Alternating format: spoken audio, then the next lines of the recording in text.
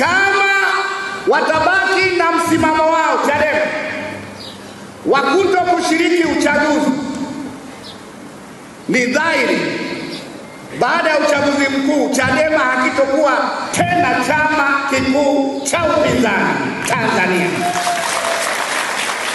Makala sema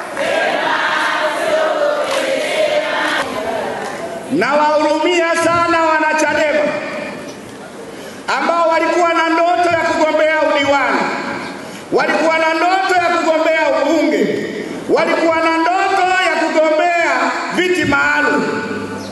Uongozi huu mpya umefifisha kabisa ndoto zao, na Chadema kinakwenda kuwa chama cha kawaida, sio chama kikuu cha upinzani, kwa sababu hawatakuwa na diwani, hawatakuwa na viti maalum, hawatakuwa na wabunge na hawana mgombea urais.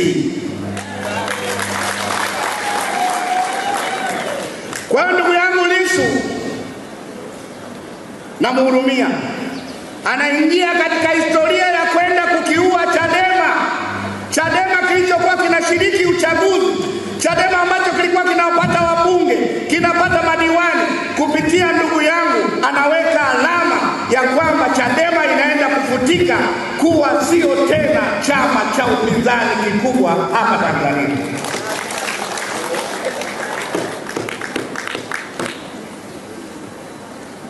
Mimi naamini atatafakari,